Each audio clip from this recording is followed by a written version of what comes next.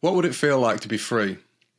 Do you constantly try and make changes in your life but always slip back into old ways? I used to be constantly frustrated by my lack of willpower. What I never knew is that there was a reason why I could not control myself, and that there are processes that you can follow to regain your freedom. I interview some of the most knowledgeable and compassionate minds talking about breaking all varieties of bad habits and how to actually live a joyful and fulfilling life. Listen to the show and hit subscribe to free yourself from the shackles of the mind. And if you find some benefit, please share it with a friend and let's make the world a better place together.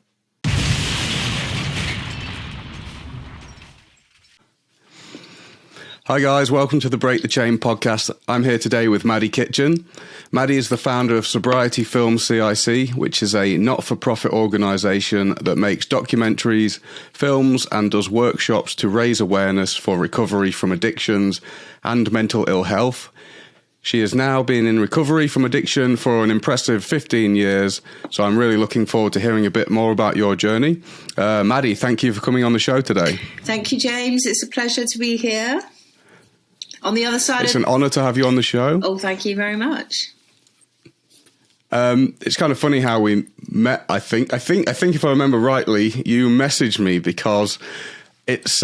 Is there really a mental health service in Tenby in Wales? Yes. The answer's no, but there was going to be because I was planning to go there. So I suppose that's one good thing that came out of putting that on there. Yeah, absolutely. Tenby's, I've been going there since I was a kid, but I live in London. My grandmother lived there and I saw it and I was like, Tenby? Oh my goodness, this is happening in Tenby. Wow. So, yeah. Great that we've met. Great that we've met finally. It is wonderful. I don't know. It's one of those strange ones where you feel like you already know someone before you know them. And we've had such little contact, but I feel like I know you, which is always nice when that happens. Please, can you share your story with us? Absolutely. Where shall I start? So my own personal story of addiction, mental ill health and trauma began in my family. And so when I was growing up, I'll start again. After I was born, my mum got very ill with postpartum psychosis, which is something that's recognised now. And, they have mother and baby units and all that kind of thing. And they didn't then. And it was very, mental illness was very stigmatised then. And my poor old mum got that. And then that turned into bipolar illness. So growing up, I was the youngest of 3 children, and my dad was an alcoholic and a work addict, actually. So that was kind of the family dynamic. And then when I was in my teenage years, I started to suffer from depression. I can remember feeling depressed when I was 13, and it was like this dark cloud came on my head, and I was like, this doesn't feel right. I don't know what's going on. So fast forward to when I was 19, I had like my first proper breakdown. So I have a diagnosis. Well, they diagnosed me then as having I'm going to put my teeth in. As having unipolar affective disorder, which is basically major depression. I had very severe anxiety as well. So I went to university and I studied film, and I started to self-medicate with alcohol. So then started my journey with addiction, with alcohol dependence. And I had such kind of crushing anxiety that I couldn't actually get out of the house. I suppose it was agoraphobia, and I was working on the London club scene, so I hid it. I was able to hide it by drinking because I was working in the evenings. So, so that was a kind of like a living hell, really. Every other night, I was probably drinking, I don't know, two or three bottles of wine, and in the morning, it would just be like, oh my God, total feeling of wanting to die, and it's like if you suffer with mental illness and you pour alcohol on top of that, it's like, it's a real fire. So I knew that I had to get sober before I could effectively treat the depression and anxiety. So, gosh, it's I'm a completely different person now. It's like I've lived two lives, and somehow I think what had happened was I was working in this office, but I was freelance, and I was absolutely sick and tired of relying on alcohol to be myself, and it affected everything. It was the most important thing in my life. It affected all my relationships, and my family weren't aware of everything. I'm going on a bit here. You can stop me if you want. You go. It's just this obsession, and I do think with addiction it could be anything. It really could. It could have been drugs. I did take quite a lot of drugs, but that wasn't my drug of choice. It was alcohol. Addiction is addiction, and it can be behavioural addiction as well. And I turned to that because I was in a lot of pain with my mental illness, and so it was actually on Monday. It was 15 years.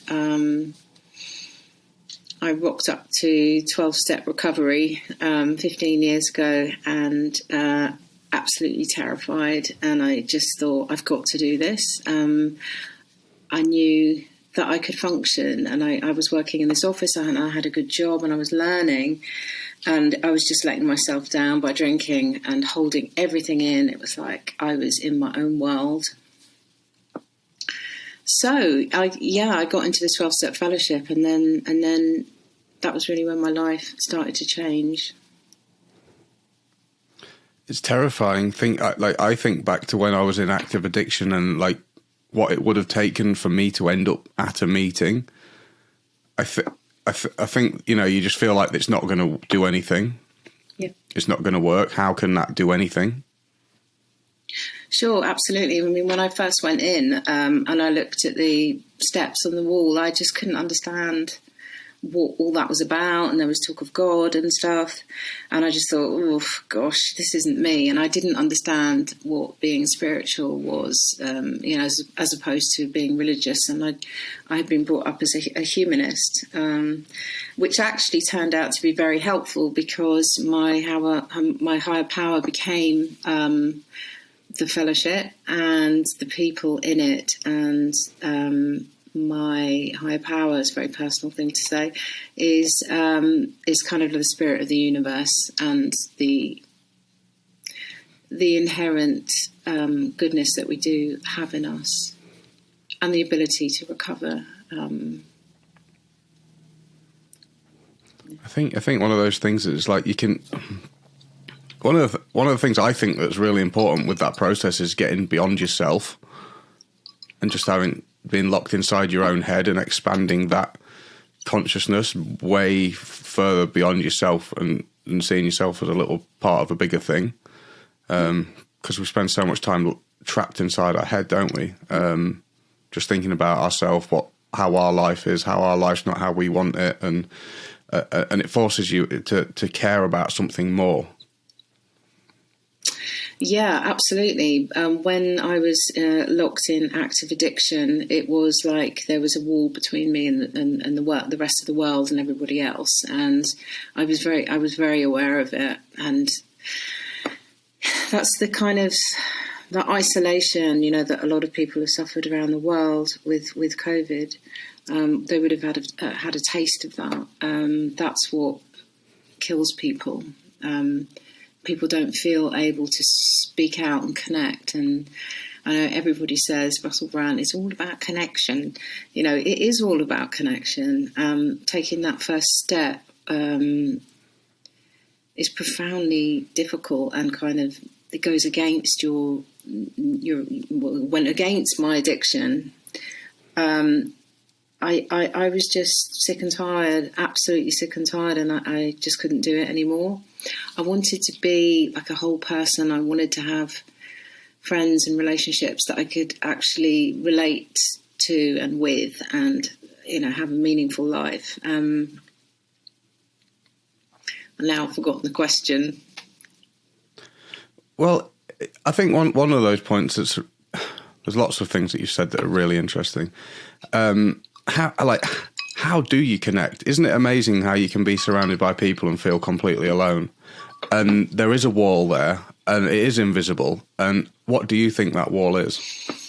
Gosh, what is the wall? Well, in the addictive process, my wall was, it was like a cloak that I hid behind because I was scared of being myself. And because I was self-medicating the mental illness, it wasn't, I mean, I was being given antidepressants and I was having therapy, but I was drinking, and that doesn't work. So, I mean, it's really bizarre because I don't know how you feel about this, but I have mood swings still. They're not as bad as they were, and I can work and stuff like that, but I still have them. And if I'm feeling really, really bad, and like someone just smiles at me in the street, or, you know, someone in the shop goes, "Hey, it's nice to see you," just little things like that are just so you feel like you're being recognised. I'm not invisible. Hello, you know, it's beautiful. I think, and going into recovery gives you the ability to talk to other people who have been in the same place, and it's not something that you can do alone. I mean, goodness, can you imagine that if we were like actually had to live on a desert island with no other human beings? I don't think I'd survive. I don't think like anybody would really. It'd be awful. And even when you have severe anxiety and being around people's a nightmare, you still go around people, don't you? Because you have to, because you need it. I can relate slightly to the, anxiety and agoraphobia, and that happened to me over here where I just couldn't be around people. I used to go to all these yoga events and stuff and things that were on, and I wanted to go in, do the yoga, and as soon as that thing finished, I'd just dart for the door because it's like, do not leave me around all these people and have to talk. Like that for me was just agony. And, but then you go home and you just be crawling and your skin would be all itchy and you're just lying on your bed just going, like, your mind's just going nuts and your body's itching. And it's horrible. And I mean, one of the things is like, but the path out of that for me was like, I have to go there and do that. And it's so uncomfortable, but you got to do it because you can't hide from it. Like I tried hiding from people and stuff, but it's worse to hide from it. One of the things, the biggest realization I had with that anxiety, social anxiety and being around people was like, when I was stood face to face with someone, I was thinking, I wonder what they're thinking about me. I wonder if I look stupid. I wonder if I'm saying the right thing. And the only person I was thinking about in that conversation was myself. And as soon as I tried to get into that other person's perspective, because I realised, like, I'm probably stood here talking to someone worrying about myself, who I'm talking to is also worrying about themselves. And there's not really a lot going on here. Is there actually any connection, you know? Or is it just two people stood face to face thinking about themselves? Yeah. And as soon as I started thinking, how is this person? Is this person okay? I wonder if this person's doing all right, you know, and that it's like taking the lid off the pressure pot. It was, and don't get me wrong, that was a process that took a long time, but I just wanted to put that in there because I think that's a really important thing. Yeah, James, I think that's very important to say. You know, when I had severe, I've had severe anxiety in recovery, and I've actually relapsed twice, and it's when I've gone down into very severe depression. And luckily, I mean, the first relapse I had was just for one night, and then I went 22 months, and then I relapsed for a week, and I managed to get back from that. And what I was going to say is, so I've had severe anxiety in recovery, and I've been through quite a lot of trauma in recovery as well. There came a stage for me where I had to, like you said, I had to like it's a kind of, you put yourself in that situation, you're screaming inside, but you have to stay there until the anxiety goes down, until you realise, especially with agoraphobia, isn't it? That the anxiety will peak like a craving. The first time I realised that I was going to be able to stay sober was when I was about 3 months sober, and I had a craving at work, and it was I was just looking at the clock, and it was Friday night, and Friday afternoon, it was like 5 o'clock, and I was like, oh God, everyone at the office is going for a drink. I can't do this. I started to sweat, and I just thought, oh my God, I can't. I'd always answered my craving before, and I sat there, and I just, awful. And then I started to breathe, and I just started to try and relax with it. And then literally within 20 minutes, it had gone. It was profound. It was like, oh my God, I can do this. I don't have to say yes to this compulsion. That was when I really knew that I think I was going to be able to stay sober. And in the same way with anxiety, I put myself in situations that made myself uncomfortable, and the anxiety would go down. Anxiety is probably one of the worst feelings that human beings can feel, as well as depression and addiction. But anxiety is, it's very, oh goodness, but it does finish, or it does diminish. Sorry, it does diminish. And also, I think I'd like to say that, I think it's, fantastic that you were able to speak out about your experience, your lived experience of that, because obviously it's so hard for men to talk about that. So, thank you for sharing that. Did you find that as a man that it was more difficult to speak out?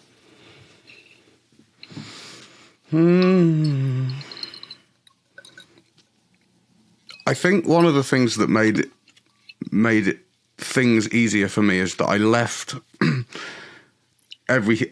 left the egotistical scene that I'd got caught up in.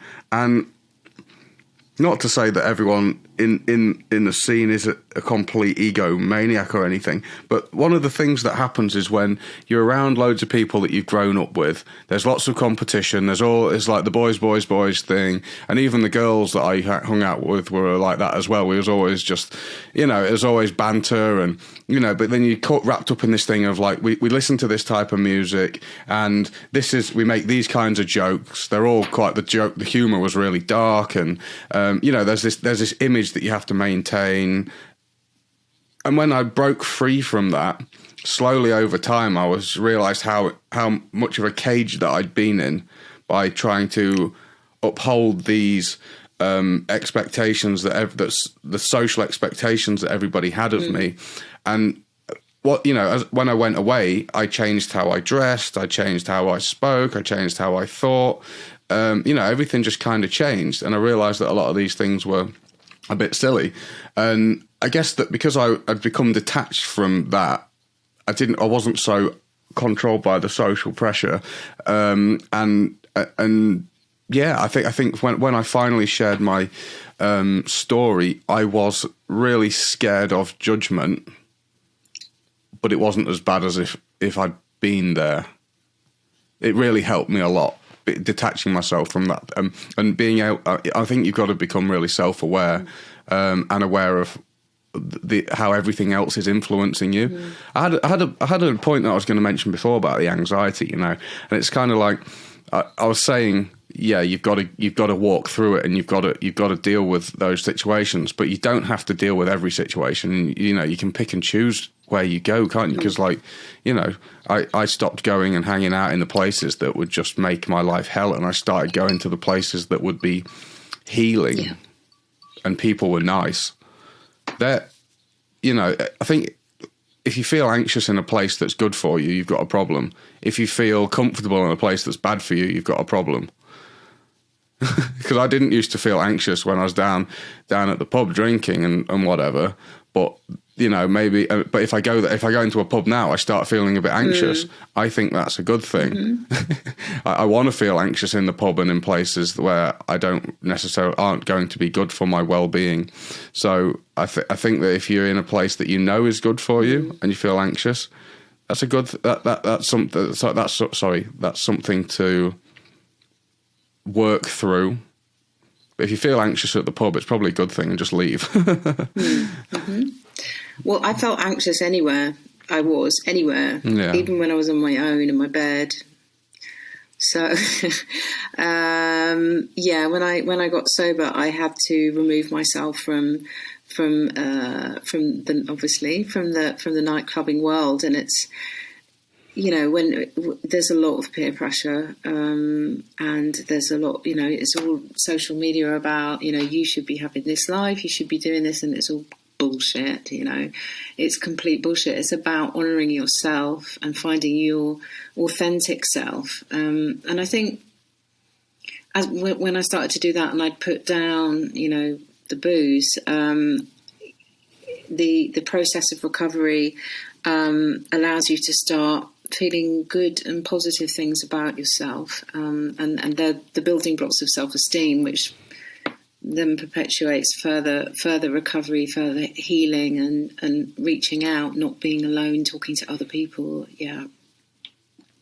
I don't think it's possible to feel something good about yourself. It's definitely not possible to know something good about yourself while you're intoxicated, because you don't know yourself, because that literally covers you over. The intoxication cuts you off from who you are. So you can't know yourself in that state. Absolutely. So, so I started drinking alcoholically at uni, but everything I kind of dealt with from that point to when I got sober, I didn't really process emotionally. So, it's a bit of a cliche, but it's like when you put your substance down, you go back to being a teenager again, and you have to relearn things. Like, I remember the first time I went to like a 12-step, like a sober disco, and I couldn't dance, and it was like, oh God, it's really hideous, and it's all about learning to relate again, have female friends, have male friends. And then further down the line, relationships, which are probably the most difficult thing I've found, I think, in recovery. Yep. But wonderful as well, because they're real. And you can actually talk to people, and you can share intimacy, because intimacy feeds us, and falsity of addiction takes that away. Yeah, I definitely struggle with relationships in my entire life, not including 2-week relationships at school. I've had one relationship not like sober ever, and it wasn't for that long of a time. I had quite a lot of relationships on drugs, and I'm far more tolerant when I'm totally off my head. But sober, I find them really hard, and that's definitely one that I'm working towards as well. Because you haven't learned to do them sober, without drugs. Yeah. Yeah. It's a lot of work. It's relearning. It's learning something in a healthy way. Yeah, without... I don't know, why did you drink or use drugs? Because I was insecure. The reason I started was because all my friends did it, and that to say... When I had no interest in doing it, but when all of my friends, all 6 of them probably that I had at the time, and I'd always wanted friends so desperately, when I finally found some friends at secondary school after being bullied, and finally getting some friends, and you do what they do, else you have no friends, because being isolated is the most painful experience in the world, and to die is worse than to have is better than having no friends. That's kind of like what it feels like. It's the most important. That connection is so important. So when they all started doing it, I did it at fear of dying from it. I did it, and that was one thing. And then the reason why I kept doing it is because I was totally insecure. I thought that on drugs I was more popular. I thought that I was more cool. I thought that it I ended up having money from selling it, and it was just this big ego thing, really. I thought that I was nothing without drugs, and I thought that on drugs I was something. That's why the biggest lie. That's why I did it. But I didn't know who I was because I was just so insecure, and now that I have a far better grasp of who I am and what I'm supposed to be doing in this world, I'm infinitely happier and more secure than I'm just to be honest, I'm personally amazed by what I've found by digging there, because I thought I was nothing. I really just felt pathetic all the time, and I just didn't know myself. And getting intoxicated gave me an illusion of being cool or worthy, but reality of it is like that buzz was just on a downward slope heading for the grave fast via stopping off at all different degrees of suffering on the way there. And anything that feels good's in your head, because what other people can see from the outside is an absolute disaster. So that's my summary. Did you have any trauma, or is that something that you don't really discuss? I don't want to put you in a position where you have to talk about anything like that. You don't have to. You don't have to answer.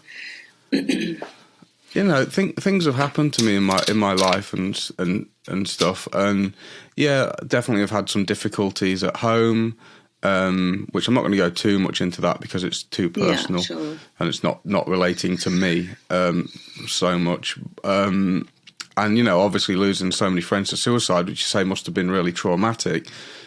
Yes, and at the same time, I don't feel like I've been that affected by that in a negative way, which is really strange.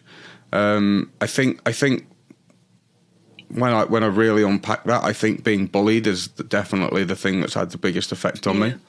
Now, that's now that I'm thinking about that right now, getting bullied definitely totally shaped me. It made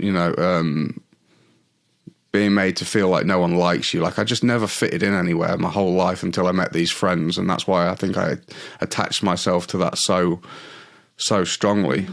People are surprised that I was bullied, but I don't think many people get away with not being bullied, to be honest. But yeah, there were definitely some experiences that were just kind of like it would happen by large groups of people quite a lot. So just being made, it gave you the message like no one likes you. When like such large, and it definitely, when I got a bit bigger, I turned into a bully myself for a short period of time until I realised that life sucks when you're not nice to people. Life sucks, and if you got bullied before, you're going to get into some really bad situations after that. I ended up in getting some brutal beatings from groups of people. Just once you get into that whole world of violence, it's just that's definitely the biggest trauma I think I have. So I'll tell you what I do. Shall I tell you what I do? I feel like I was being interviewed. I know. It's great. I do because I'm a doctor. I have some questions as well, or would you like to talk about sobriety films now? Let me just say, it's because I'm a filmmaker, because I'm a documentary filmmaker. I am fascinated by people and their stories and what makes them tick and their experiences. So I'm sorry if I was interviewing you. I like that because it makes my life a lot easier, because I don't think people realise when, as an interviewer, it takes a lot of effort and preparation, and you always have to be really thinking and waiting for them. But when someone stops talking, you have to be ready to talk. You have to have a question ready to go, and it requires a lot of attention. So when you ask me questions, I don't have to think, which is really nice. But I can tell from your from looking through your website and everything that you do, it's so obvious that you care so much more about other people than yourself. Like it's something that really you can see just from the way that you present things and share things online, which is really nice. So I'd love to know what you do. It was interesting you just said that, because I that's something that I talk to my therapist a lot about. Because yes, you do want to help other people, and you can help other people, and it helps my recovery to help other people. But there is a point where you have to take a step back and do self-care, and that's been something in the past that I haven't been that good at. It was a role that I learned in childhood, was being the, maybe the rescuer or the caregiver, and that all goes along with codependence and stuff like that. So, I do practice self-care. Anyway, so what I do, I did a degree a degree in media studies, and I specialised in television production. I was a freelance journalist. I worked at News ITN. I think you'll know ITN. So my initial interest in film was documentary. I see how documentary can work and be extremely powerful and change people's perceptions of things, and that's what I do. That's what I'm trying to do with the work that I do with Sobriety Films. What we do is we do recovery filmmaking workshops, and that would be sort of possibly like a group of 10 participants. We're talking about on Zoom, and I'll be working with the producer, and we'll bring in like different people depending on how old the group are, and specific demographics of the group, and then we basically teach them to make their own films using smartphones, how to write scripts, how to use sound, lighting, just share those skills so that they can use it to have their own voice. Cool. How can people find those? So the best way to find us is via Instagram, sobriety_films. We also have a website, www.sobrietyfilms.com, and we're on Facebook. You'll find us easily. So when you do the workshops online, you share those things on there? It depends who's doing them. Sometimes we have to. They are confidential, depending on people's anonymity, whether or not they want their films to be shown. And we have to make it a safe place as well. But it's incredibly moving, because when I started doing this, I was working in an NHS drug treatment service with clients with complex needs, which was me. I mean, I had a diagnosis of dual diagnosis, which is mental health and addiction. And I worked with this group, and we made films for the Recovery Street Film Festival in London. And it was just incredible watching how they were able to engage, and how their confidence grew because they were so creative. And that's what we forget about people who've been sort of cast out as worthless junkies or sex workers. Actually, these people are pretty freaking amazing, and they have a lot of creativity, a lot to share. From what I've seen, they're usually the most creative people. I totally agree. It's just mind-blowing how many people's talents gets covered over by addiction. Absolutely. And so what we do specifically is we encourage and we kind of support people to kind of foster their self-belief. Because that's where I've been, and I know exactly how it feels not to have a voice and to feel like you're never going to amount to anything, and you're probably not going to survive. So we're saying, you know what, you are powerful, you do have a voice, and we're listening, and we're going to help you say your story.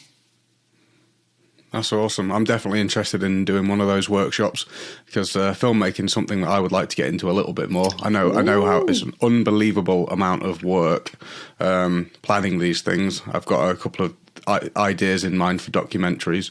Maybe we can do that together one day, because if I do it myself, it probably won't be very good. But who knows? Who knows what's going to happen? Do you mind? I've got a few questions about your story and things that you've mentioned. Are you happy to fire through some of those? Yeah, sure. One thing that you mentioned is, okay, this is a sensitive one. The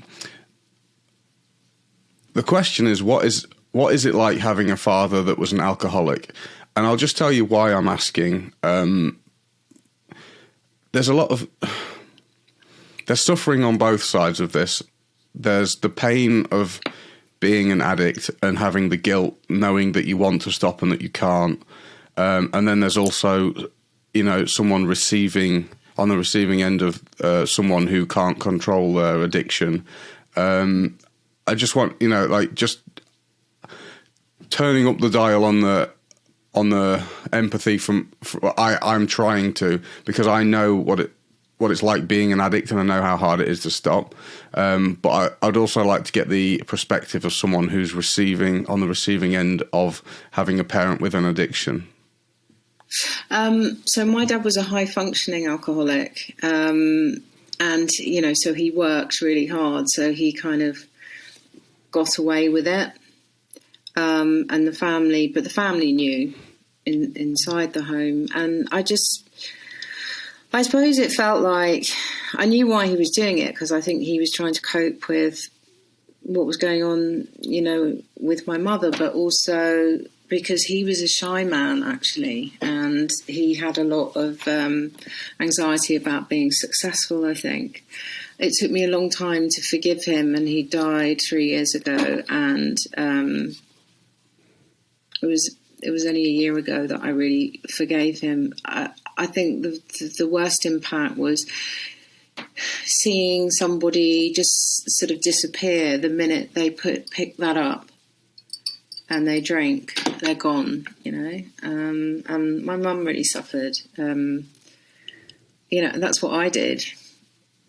I picked up and I was gone. I'm sure that I learnt it from him. He wasn't violent, thank God, but he was he was sort of belligerent and verbally a bit of a bully. So I think I grew up we were all frightened of him. And I think that has kind of affected my relations with men as an adult. I can feel quite threatened by men sometimes, although I had an amazing brother who was very empathic and lovely. That was balanced out. Yeah, I can imagine as being, the parent of someone who's an addict and really kind of hating yourself for it, and sometimes feeling like that people would be better off without you. And I know addicts who are in that situation who feel like they'd be better off not being here, and their family would be better off without them. But they're just what the children want is so desperately is that connection with you, and it's that's what they're suffering from, is you not being there. Yeah, absolutely. I mean, the whole thing about ACEs, adverse childhood experiences, the things that affect us when we're children. So it could be sexual abuse or physical abuse in the family, or divorce, prison time, drugs, mental illness. We all have those experiences, that loading, and it can come out as mental illness, addiction, and it's definitely trauma-based. And that's the message that we try to put out, so people can understand that they're not just lazy people, or, nobody chooses to be an addict. Definitely not. From my experience, I was choosing from a place of pain. It wasn't ever a hedonistic pursuit. It was a cry for help at times, and there's some amazing organisations that work with the children of alcoholics, like NACOA in this country, and the work they do is absolutely amazing. As a child, do you think you blamed yourself for a lot of the things that were happening in your family? That's a good question. I did a lot of work in therapy around blaming myself for my mum's illness. And of course, I know that I didn't cause it, and she knows that I didn't cause it. But the most damaging thing, I think, was this kind of nobody told the truth. and it was all sort of hidden. It was like we knew that there was something wrong with my mum, but we didn't know what, and that definitely went into me, the feeling that there's something not right. Is it me? Have I done something wrong? And she would be there, and then she would go. And the same with my dad, because he was drinking. So I guess, attachment styles, I would say that I'm definitely definitely anxious, maybe a bit avoidant at times, but the whole complex PTSD scenarios is one that I do identify with. I can see myself going into patterns of relating to people, and being a people pleaser is one of them. It's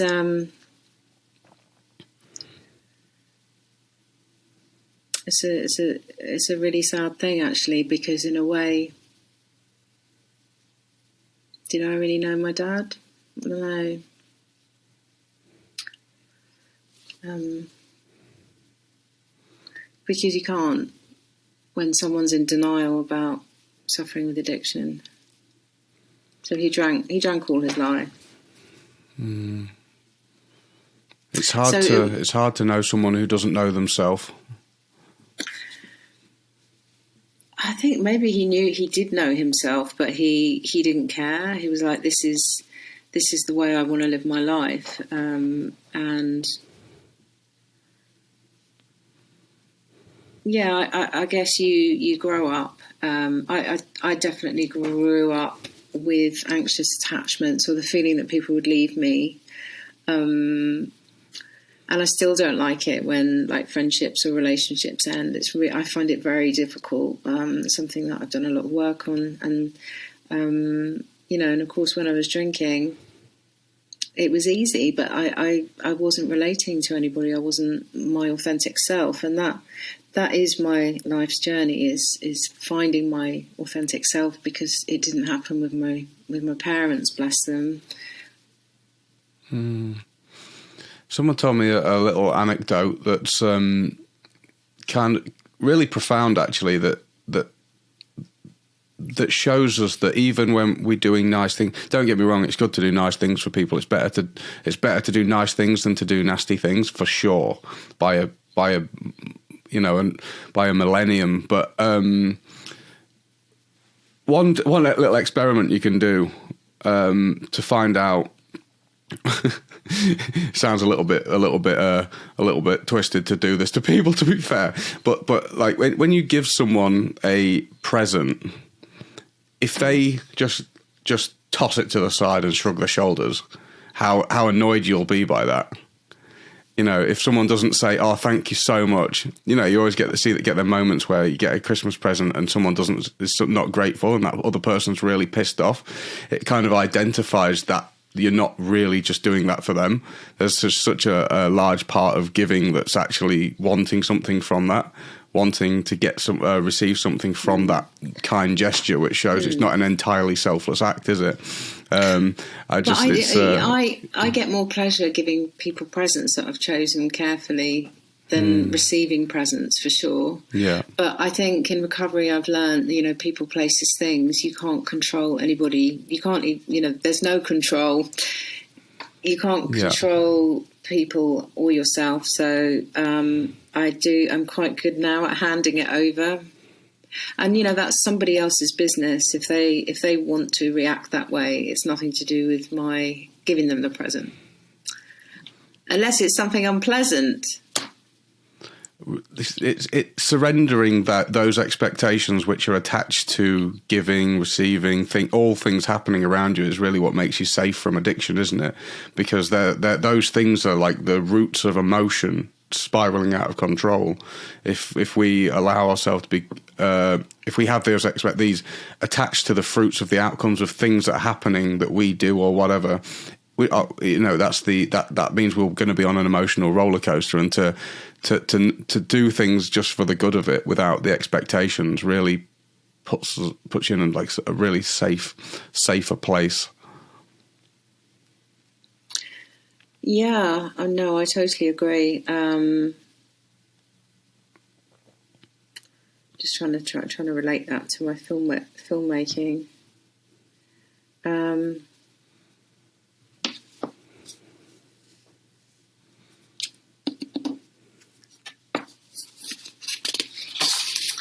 Yes, well, that's what Buddhists say, isn't it? And that's why people meditate. It's holding on to the outcome when we don't really have any control, and we don't have any control over the way people act. It's funny because when you're talking about having anxiety, and you get this kind of this terrible focus on yourself, and it's deeply uncomfortable. And I learned from going to meetings that there was times when I was sitting there and I would be quaking, I was sweating with anxiety, and my sponsor said to me, "Nobody's looking at you. Everybody is thinking about themselves," and it's so true. That's a real relief. We don't know what other people are thinking, and that they might be really suffering as well. So yeah, that was something I've been thinking about recently. Like, I had an injury a couple of years ago, so I wasn't able to go to the gym or anything because it was my elbow. And recently, about 3 weeks ago, I started going again just to see if I can kind of do a few bits and bobs. And I went and I found out I can do some stuff. And because I've been stopped and started a few times, and I know that as soon as you start going to the gym, you start getting attached to the outcome a little bit, or a lot sometimes. And since I've been, practicing spirituality and stuff, it's kind of like I believe that I'm not my body, and I understand that beyond just philosophically. I can see that I'm not my body, and I can. So for me, it's ridiculous to try and make this body like perfect or look a certain way, thinking that's who I am, and trying to get people's attention or worth, think my self-worth is connected to that somehow. Yeah. So I know that. But as soon as you start going to the gym, the mind comes in, starts going like, oh yeah, you need to do this, and like six pack and all these things. It just gets like this ridiculous thing coming in, and I've gone blank now. I can't remember where I was going with that, and that's really annoyed me because it was a really. You're talking about being attached to the outcome, and like I can really understand what you're saying. Like all like dating apps and stuff like that. They're not about intimacy. They're not about true authenticity. It's about looking at someone's picture on the outside and deciding whether or not in your memory or whatever it is that you've learned that you like, whether or not they fit this ideal. It's a kind of list, it's a tick box, and it's not about being a human. They're so shallow, the dating apps. And I've just remembered what I was going to say, is that the realization that I had with the gym or how I look or all these things is that no one cares. And it's not that they don't care about you, but like it's like if you're putting yourself out there as an object of desire, an object of lust, someone as an object, if you're putting yourself out there as an object, it's kind of like people are just comparing all these objects, and they're like, oh, well, there's a nice one. And I guarantee there's always going to be a nicer looking thing. There's always going to be a more beautiful thing to capture someone's attention than me. So why spend, years and years restricting stupid diets and all this work, 2 hours every day, all day in the gym, and just this massive amount of effort to try and look a certain way. As soon as you stop doing it, it just, within 2 weeks, it's just gone again. And it's just such a waste of time because, like, in reality, people don't care about that much. People care more about who you are, and that is so much more than an object. Absolutely. Yeah. I mean, I can relate to that personally because I was a model when I was younger, and I've never felt more alienated in my life. It was horrible. It was like being looked at from the outside, and they're not looking at who you are. It's really. So I really understand how that feels, and it's nothing about being a real person. It's like looking like a Ferrari, and like on the inside I felt like Morris Minor or something. I was shy. I was really shy, and I was anxious, and it was just deeply uncomfortable. I was an object. But we're getting away from filmmaking and addiction. No, it's really important. I think personally, because, you know, like you can spend so much time trying to be the object of desire, and you can become the object of desire, and then you become the object of people's lust, and people want to use your object for their pleasure, and you get loads of attention, and it's just a world of anxiety because you're now underneath a magnifying glass with everyone staring at you, and you don't want that. But it's kind of like, it's like, I want everyone to like me and I want everyone to adore me being my body. And then when they do, I can't handle it. It's just a world of anxiety, and I just want to hide, and I can't go out anywhere. And it's temporary. You know, and it's you get temporary. You get bad attention from, you know, lustuous attention from people as well, where they just want to. It's just It's you know, and the thing with that is it's temporary. It's like, so you may be like fashionable for, you know, like 10 minutes or whatever, and then you just become yourself again. And the nature of the world, you know, with social media is that we all want things quickly. They don't last long, and it's all on the surface. So unfortunately, you know, people who represent, you know, what is considered to be attractive, you know, may get better breaks than people who don't, and that's something that that is really wrong. I mean, you're a good-looking chap. Have you got a six-pack? I hide in my bedroom. No. You hide in... I've never had a six-pack. Maybe a little bit when I did lots of drugs. That there might have been bones. I'm not sure. No, well, exactly. Well, I mean, women are not interested in. Some women are interested in a six-pack, but you know, it's about who you are inside, and I don't know. I think this is kind of deep shame. I have shame. I would say that there's a kind of toxic shame in me that goes back to my childhood, that I've done something wrong and that I'm not fitting in and that I'm kind of moving out of line. So I usually go along with things. I can go along with things when I shouldn't, and I do find it difficult to have boundaries. And you know, that's a work in progress. So like a normal boundary that someone might have, like, oh God, I'm trying to think. Like, no, I'm sorry, I can't see you tomorrow night because I'm going to wash my hair or something. I will say, of course I can see you, and it's just, it's like that. It's like programmed into my brain. Yeah, it's weird. So when you're in recovery, you really sort of look at your behaviours and your personality, and you think, where did that come from? Yeah. Yeah, it's funny. I've had that as well. I don't know, like how people see you and how you think people see themselves based on how they look or whatever. I've always felt insecure. I've always felt, I don't know, I've never felt that desirable to people in that way either. I don't know. It's got nothing to do with the outside. It's all what's going on the inside, and you just don't know how people are, what they're carrying around with them inside. I don't know. Whatever, maybe it was the bullying or home, or I don't know what it was, but yeah, it's, for me to actually get some kind of security definitely didn't come from any external thing. It came from, in reality, my spiritual path, and a combination of a spiritual path and doing good, esteemable acts, trying to live a life where I don't have to feel guilty about things, and trying to do the right thing and live a guilt-free, balanced life from making good choices, I think.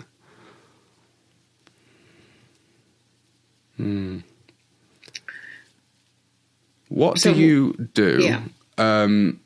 How do you manage your emotions in recovery when, you know, when things get really difficult? Well, you know, things don't have to get really difficult at all. It can be on a day-to-day level that small things. It's always small things that are difficult, and the big things are actually easier to deal with, I think.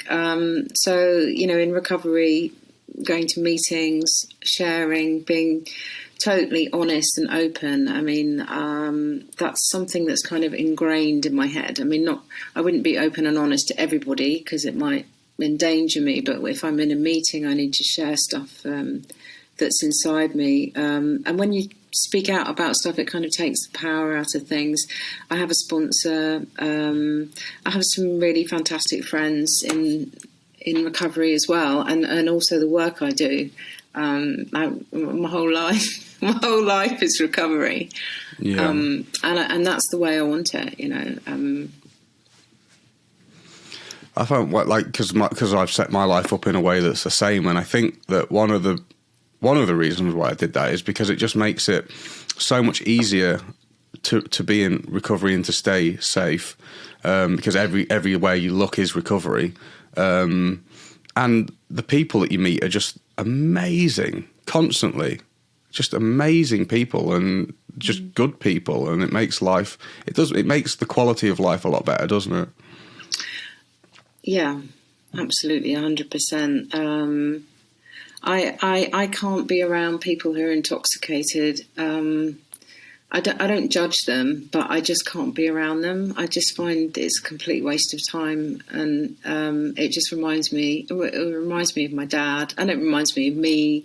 You know, there is nothing positive about addiction. I think Gabor Mate says that, you know, it's an answer to a solution, and I totally agree with him. And thank God, you know, I was able to turn it around and get out of that nightmare. So we did Sobriety Films. Were given the gift of promoting the new Gabor Mate documentary, The Wisdom of Trauma, in the UK, and that was a really incredible gift from the director. And Gabor Mate is one of my I don't want to say guru. He was very important in my early recovery. His book, Realm with the Hungry Ghosts, and his work that he's done on addiction and trauma is really seminal. So we're very honoured to get that. It's a very important documentary. You've seen it, James, I think. I have. I probably take for granted how much Gabor's work is cemented in the foundations of my philosophy when it comes to recovery. It's just because, those books. I actually thought Scattered Minds was unbelievable. Like, for me, I read In the Realm of Hungry Ghosts, and I guess because I've heard of quite a lot of that stuff through osmosis before. And then when I read Scattered Minds, I was like, wow, this is mind-blowing. Everybody should read this book. This book's so important because it's about ADHD, but it's more about having a scattered mind and why people's minds become scattered. And I thought it was mind-blowing. It was amazing. So if anybody's not read Scattered Minds by Gabor Mate, read that one, because that's one of the most life-changing, impactful books that I've ever read. It helped me to understand how to deal with people and, you know, parenting and just, how you can change the course of it and then people's lives entirely from a young age. That is an extremely powerful book. I personally, a couple of my friends read it and realised that they had ADHD, and it's changed their life. Because, you know, with ADHD, traditionally it was like the naughty boy in the classroom, like, and lots of women have, they usually have Adhd, which isn't diagnosed, and of course, you know, Gabor Mate says that ADHD is caused by trauma, doesn't he, in that book? Yeah. And you know, that's I think fundamental for people who suffer with that condition to feel that it's not because they're naughty or stupid or, you know, like they're neurodiverse, and they're bloody amazing. There is. I think briefly that in summary, it was trauma can cause postpone the development of the orbital frontal cortex, which is the front portion of the brain, which deals with emotional, with self-control regulation and emotional regulation. So it causes, obviously that can lead to addictions because you can't, poor impulse control. It can lead to being stubborn, not being able to pay attention, appearing to be lazy. All of these things can come from trauma, and all of those things cause things that are highly stigmatized in society. But coming from the fact that there's that's come from somewhere, and actually there needs to be a totally different outlook on the way that we deal with people who are suffering with these things. Yes, very well put. I tend to speak better through films than I do with my mouth sometimes. But there was I went to a conference on ACEs, adverse childhood experiences, and there was a neuroscientist there from one of the universities in London, and they had brain scans of children before and after they'd been through periods of trauma, and they showed the change that had made in their neurology. It changed their brain. Yeah.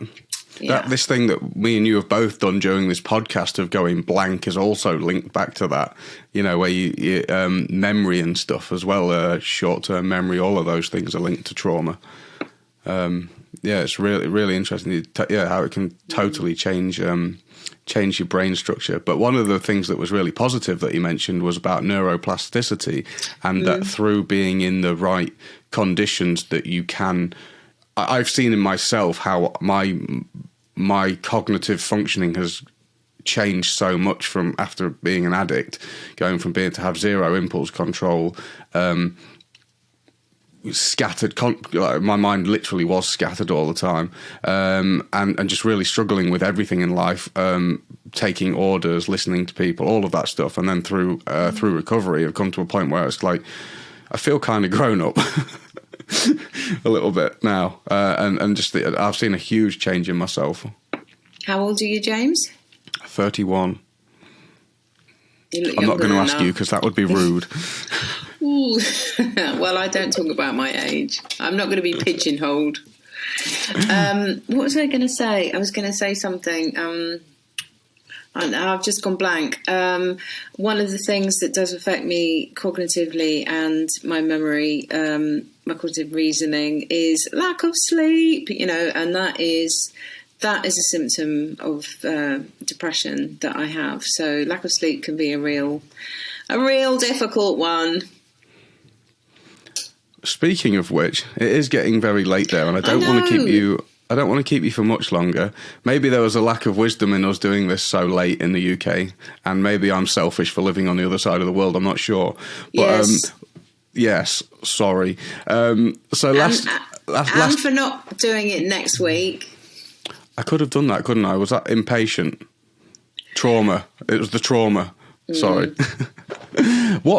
So what do you think caused you to relapse? And do you think there's anything that you could have done to prevent that? It's a good question. I know exactly what led me to relapse, and it was going down into depression very quickly. I mean, I knew that it was coming. I was in a relationship, and that it was ending, and I just felt myself starting to fall down into a depressive phase. And could I have done anything not to relapse? I don't think I had enough experience in recovery not to relapse at that point. Does that make sense? Yeah. So actually, I think it's really positive. I think it's really important to talk about relapse. And for me, relapse has certainly been part of my recovery and my addiction. And it is possible to come back. Some people don't come back, and luckily, I had a very solid group who were around me. I've always had psychotherapy, which has helped me. I needed that as well, as 12-step, recovery. More impressively, how did you bounce back from that so fast? From the relapse?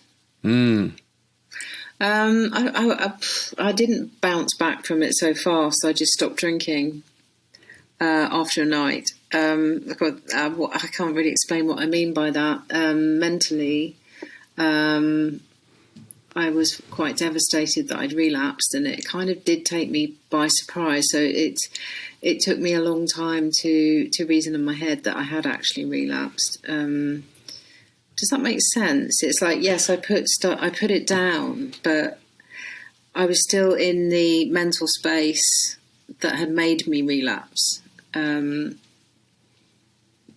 course, if I kept on... I see that as a testament to an enormous amount of strength, even, to stop doing that, because I think that's the thing that's hard. It's like if you're still in that headspace, you have every reason to keep doing it, but you didn't. I think also I had a lot of practice before I finally, got sober. I did try before and it never worked. So I knew it wasn't an answer. And I knew that if I kept on doing it, I'd probably end up, I don't know, who knows? I don't know. What's really important for my recovery was that I had this group of really strong women behind me, and they were very nurturing, and they really cared about me. I remember going to a meeting the next morning with my sponsor. That's massive, that other people got me out of that and kept me safe from doing it again until 22 months later, when I got ill again, and then it was the FUCK button, the beep button. What's that? The fuck it button. Am I allowed to say that? Fuck it button. So the fuck it button is an evil one. I mean, that can get us at any time. And that's about impulse control, isn't it? Yeah. So, recovery is about emotional sobriety, and it's not about not drinking. It's been a long time. Yeah, that's an important, a very important and probably an underspoken about term is emotional sobriety. There's so many things that we can get intoxicated on, and using the mind to get intoxicated. The things that we spend our time thinking about. The more we spend our time obsessing over things that are actually lead in a bad situation. Like when I meditate, I try and focus on spiritual things or doing good things, not for myself, and self-care. All those things, I think about those things. Self-care is massive in my life. Like, it's absolutely huge, but I don't see it as selfish. I see it as part of the picture. So I focus on those things. But then if I start thinking I don't think about the past very often. I only think about the past if it's reflecting on making the future better.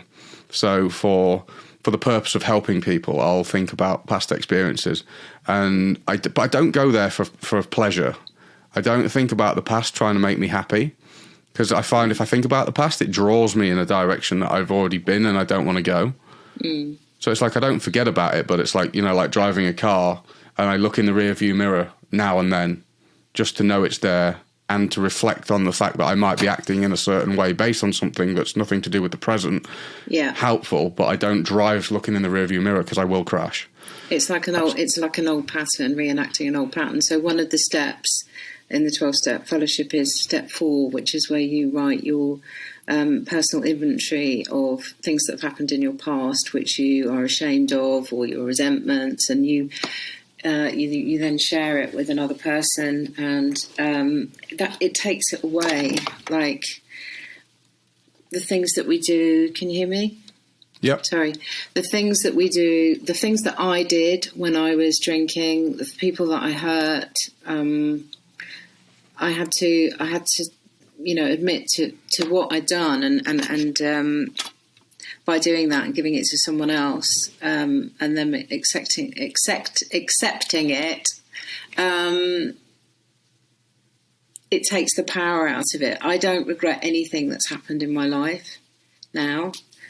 I don't look back and think, I don't want to think about that. Well, that's not true. I do think about that, things that happened recently, but I've processed a lot of stuff. Does that make sense? So you're saying, I understand what you're saying. You don't look back because it's not necessarily helpful. I'm saying I've looked back a lot, and there's a lot of stuff that I've processed. I'm saying I don't look back for pleasure. I look back purposefully. So if it's for the purpose of making sense of the present and self-improvement, I look back. But I don't look back and think about, oh, that was such a good time. Like, think about all the raves I went to. Like, oh, they were brilliant. And just pick out a moment and think, oh, that was so good. Like as an addict, like you could think about like, oh, I went to that rave or that festival and it was so good. But then ignore the Monday and Tuesday and Wednesday when you feel like suicidal and like you want to die. Because that for me is part of emotional sobriety. If I am constantly thinking about things that I've done and thinking, oh, that was so good, I become emotional and I start desiring things that are dragging me back towards something. So for me to stay emotionally sober, I have to kind of be like, all right, that's done now. and not kind of like think about things that make me emotional, things that make me hanker after things. Because as soon as I get that desire inside me that wants something, I start getting frustrated as well. It's like not being present in any way. It's dragging me out of the present moment and towards the back, which it feels like I've got a weight on me. And that frustration for me is a dangerous place. How long have you been in recovery? You did ask me that. I was pretty oblivious when you were speaking to me. I have been in recovery I've been sober for a year since last New Year's Eve. So last New Year's Eve, a year before that, was 2019. I'd been kind of away from drugs for about 8 years. Yeah. With a couple of major binges in the middle of there. And I'd been on the run. I was on the run for a long time, and then it wasn't. And I said never again, never ever again. Yeah, a year ago, last New Year's Eve. But I'd been kind of like trying to figure out how to not necessarily get sober, but be happy. I was trying to find happiness, trying to feel good, and trying to figure out how to. I was like addicted to fun.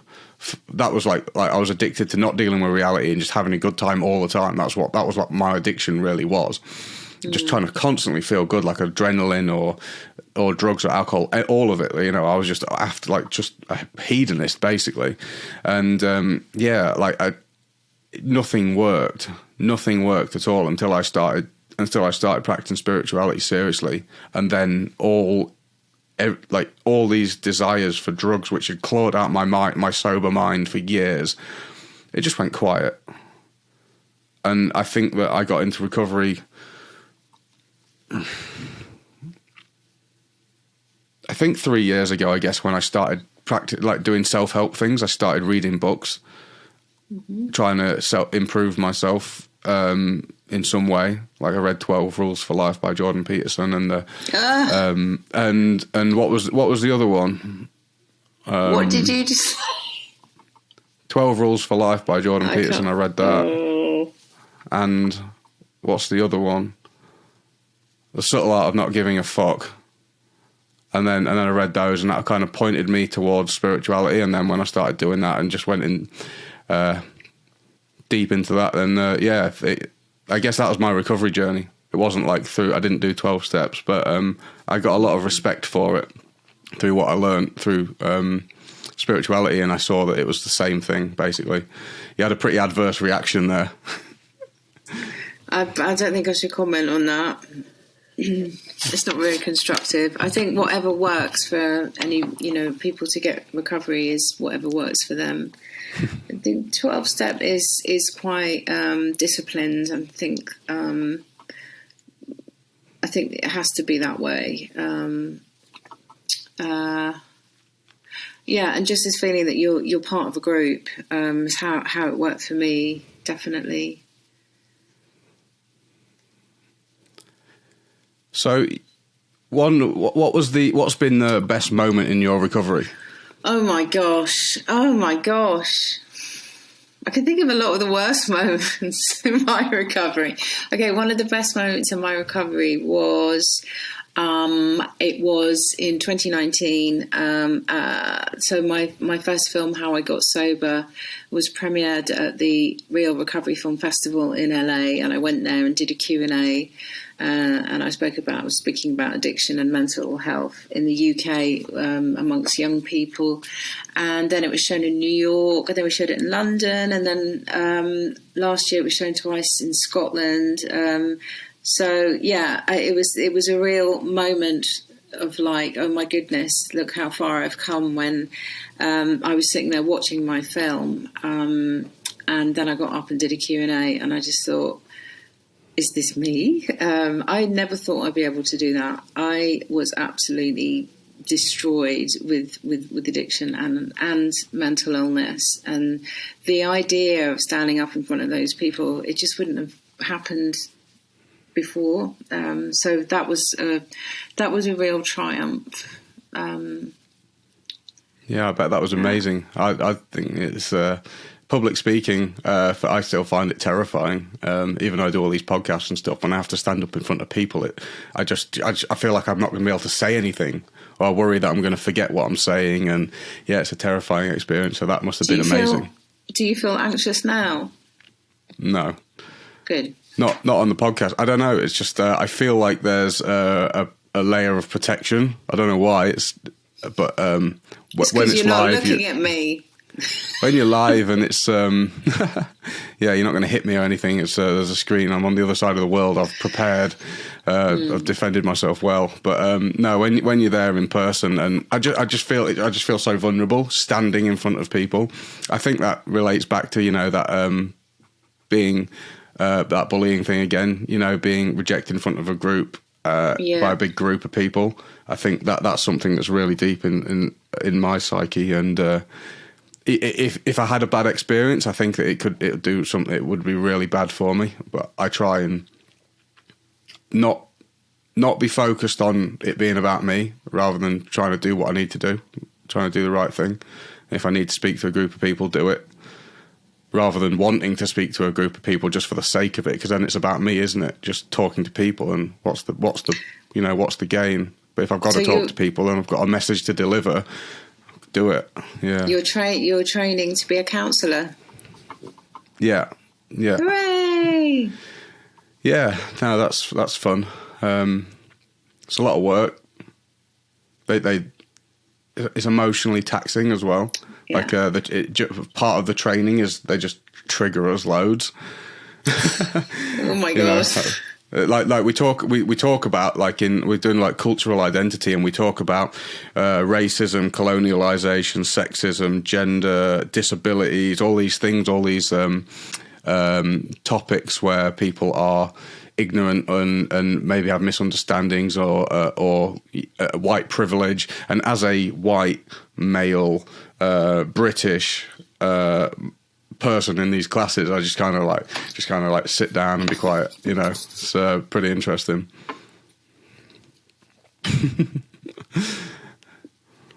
How you doing? You must be pretty tired over there.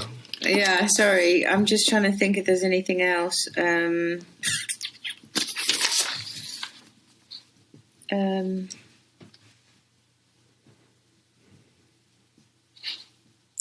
Oh yeah, I was just going to mention a bit. So we've had the parliamentary report by Dame Carol Black, and she is saying that there needs to be a lot more money for treatment provision, and she identifies that a lot more younger people are using drugs. Have you started using drugs? How are you going to cut this? She identifies, that younger people are using drugs and have used drugs and alcohol to get through lockdown. So the Office of National Statistics has just released the recorded drugs deaths for England and Wales in 2020, and it's the highest since records began in 1993. It's tragic. Yeah. So we had a big problem before lockdown, and I think the suicide rate isn't being recorded properly. I think that will definitely, if you took other sort of ways of people dying, then it would be higher. And I also think that it will be coming in the next sort of year rather than necessarily during lockdown. Yeah. As the effects, the knock-on effects. I think so as well. It's been a funny one. Like the suicide rate, from what from what I've seen from the people I've known and the reach that I have, I've seen the suicide rate be actually kind of like, there's been no suicides during that time, which has been really unusual because normally there's a lot more. But the addiction has definitely been worse, and there's been like a real polarization of people who've actually had a really good outcome of lockdown, and some that have had a really bad one. So it'll be really interesting to see what the outcomes are of that. Is there anything that's being done to address those things at the moment? What, addiction or suicide? Both.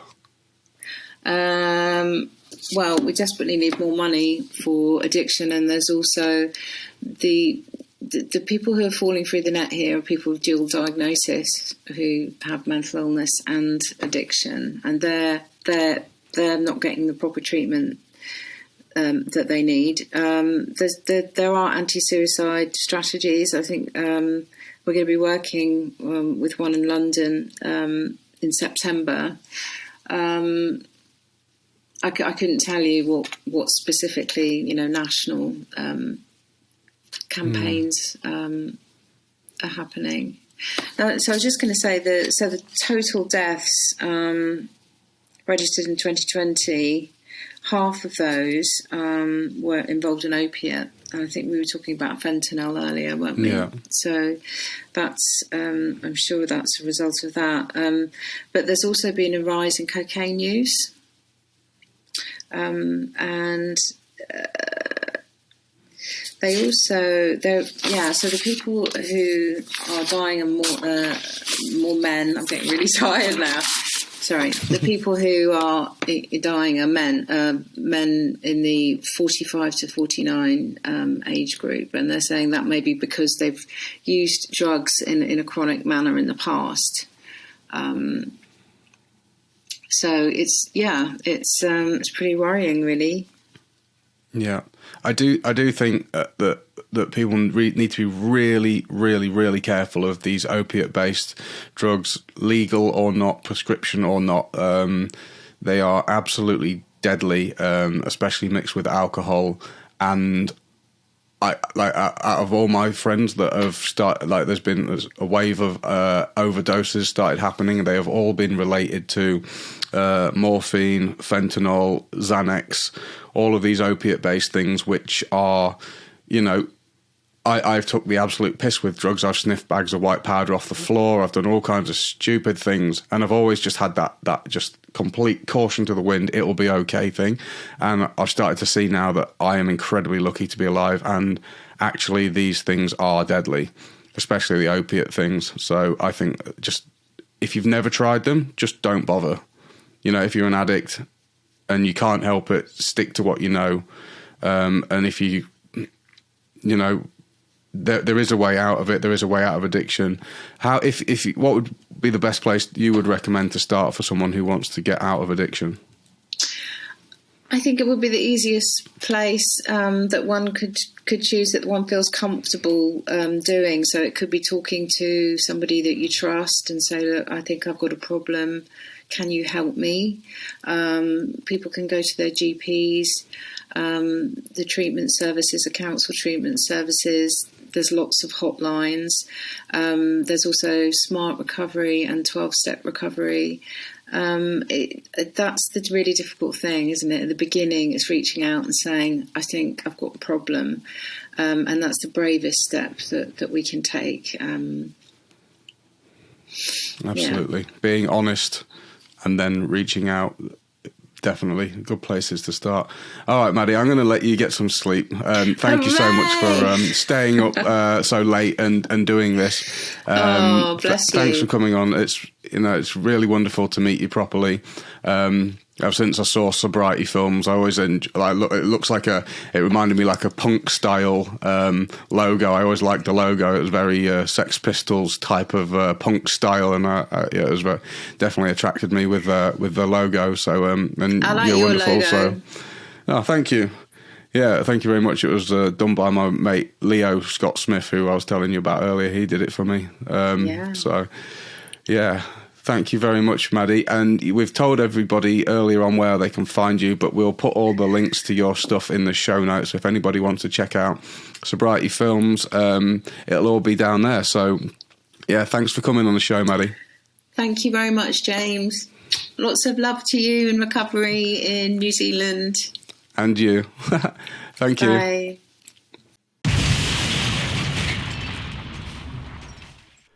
I hope that you enjoyed the show, and I really appreciate you stopping by. If you found some benefit from listening to this episode, please hit subscribe and share it with anyone that you think might need it, so that we can try to turn the tide on the devastating mental health epidemic that the world is facing. Thanks again, and I look forward to seeing you next time. Break the chain.